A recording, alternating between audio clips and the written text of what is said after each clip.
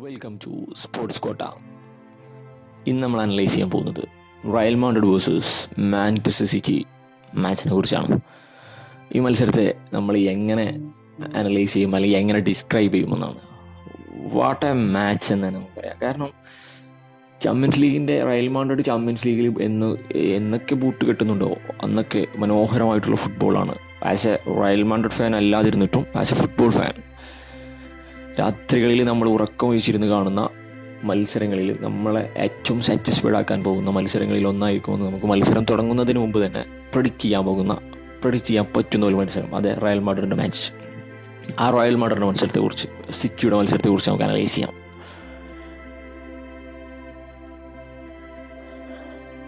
Real Madrid നിരയിൽ Real Madrid പ്രോപ്പറായിട്ടുള്ള 3 centre ബാക്കുകളില്ലാതെ, അവിടെ വൺ ഓഫ് ദി ബെസ്റ്റ് എന്ന് പറയാവുന്ന 3 സെൻറ്റർ ബാക്കുകൾ ആഞ്ചലോട്ടിയുടെ വജ്രായുധങ്ങളില്ലാതെ അവരുടെ ആദ്യത്തെ ലൈനപ്പിനെ പ്രഖ്യാപിക്കുകയാണ്.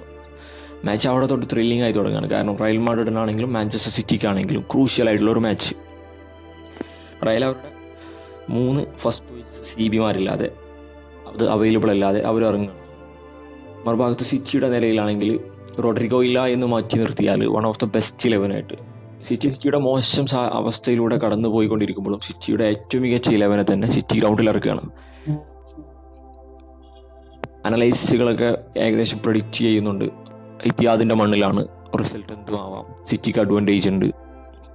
മത്സരം പ്രതീക്ഷിച്ചതുപോലെ തന്നെ സ്റ്റാർട്ട് ചെയ്യാണ്. സിറ്റിയുടെ അഡ്വാൻറ്റേജ് വെച്ച് തന്നെ മത്സരം സ്റ്റാർട്ട് ചെയ്യണം. ഹാലൻഡിൻ്റെ ഗോളോടുകൂടെ സിറ്റി ലീഡ് എടുക്കുന്നു. അതുപോലെ തന്നെ ഫിൽഫോർഡിൻ്റെ ബോക്സിൽ വീഴ്ത്തിയതിൻ്റെ പേരിൽ സിറ്റി 2ാം ഗോൾ നേടുന്നു. ഇങ്ങനെയാണ് മത്സരത്തിൽ സിറ്റി നേടിയ 2 ഗോളുകൾ. മത്സരം വീക്ഷിക്കുന്ന ആർക്കും മനസ്സിലാകും സിറ്റി സെക്കൻഡ് ഹാഫിൽ 2-1 ലീഡിലേക്ക് സിറ്റി കടന്നിട്ടുണ്ട്. ഈ മാച്ച് ഇങ്ങനെ ഒരു ക്ലൈമാക്സിലേക്ക് കടക്കുകയാണ്. ഇതിനൊരു ആൻറ്റി ക്ലൈമാക്സ് ഉണ്ടെന്ന് ആരും പ്രതീക്ഷിക്കുന്നില്ല. ബട്ട് മാച്ച് റയൽ വേഴ്സസ് സിറ്റിയാണ്. മത്സരത്തിൽ റയൽ മാഡ്രിഡ് ഉണ്ട്, ആൻസലോട്ടിയുടെ ഗൗട്ടിലുണ്ട്. ആൻസലോട്ടി എന്ന ചാണക്യനെ നമുക്കാർക്കും അറിയാത്തതല്ല, പ്രത്യേകിച്ച് ചാമ്പ്യൻസ് ലീഗ് പോലുള്ളൊരു പ്ലാറ്റ്ഫോമിൽ. ആൻസലോട്ടി ഒരുപാട് മായാജാലങ്ങൾ കാട്ടിയ ടൂർണമെൻറ്റാണ് ചാമ്പ്യൻസ് ലീഗ്. പ്രത്യേകിച്ച് റയൽ മാഡ്രിഡിൻ്റെ ജേഴ്സി അണിഞ്ഞ് റയൽ മാഡ്രിഡിൻ്റെ ചുണക്കുട്ടികൾ ഇത്തിഹാദിൻ്റെ മണ്ണിൽ മത്സരിക്കുമ്പോൾ ആഫ്റ്റർ 80 മിനിറ്റ് എന്തു സംഭവിക്കാം. മത്സരം മൂവ് ചെയ്തുകൊണ്ടിരിക്കുകയാണ്. 85 മിനിറ്റ് വരെ, 85 മിനിറ്റ് വരെ റയൽ മാഡ്രിഡിൻ്റെ നിരയിലേക്ക് വന്നാൽ അവരുടെ 3 ഗോളുകൾ നേടിയിട്ടുള്ളത് ഇബ്രാഹിം, ബെല്ലിംഗാം, എംബാപ്പെ. മത്സരത്തിലെ man of the match, player of the match ആയിട്ട് നമുക്ക് കാണാൻ കഴിഞ്ഞിട്ടുള്ളത് വിനീഷ്യസ് ജൂനിയറിനെയായിരുന്നു. കളം നിറഞ്ഞ് കളിച്ച ജൂനിയർ എന്ന് തന്നെ നമുക്ക് പറയാം. തനിക്കെതിരെയുള്ള അധിക്ഷേപങ്ങളെയെല്ലാം തൻ്റെ ബൂട്ട് കൊണ്ട് മറുപടി കൊടുത്ത വിനീഷ്യസ് ജൂനിയർ.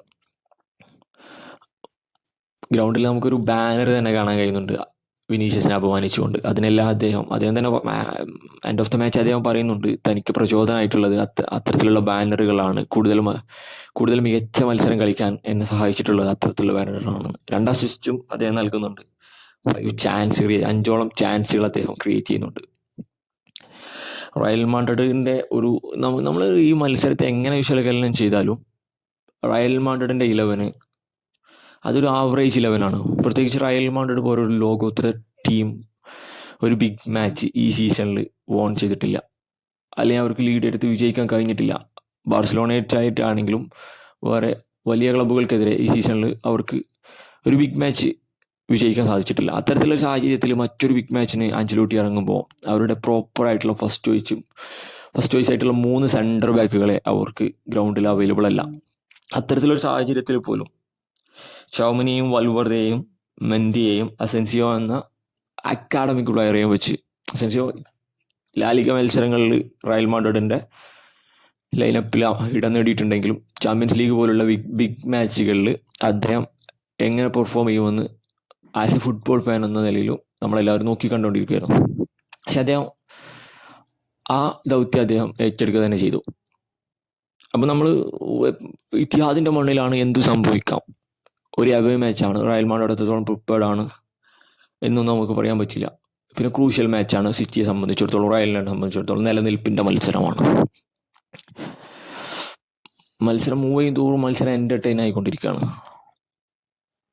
ആഫ്റ്റർ 80 മിനിറ്റ്സ് നമുക്ക് ഒരു ഡ്രമാറ്റിക് ആയിട്ടുള്ള ഒരു മത്സരത്തെയാണ് നമുക്ക് വാച്ച് ചെയ്യാൻ കഴിഞ്ഞിട്ടുള്ളത്.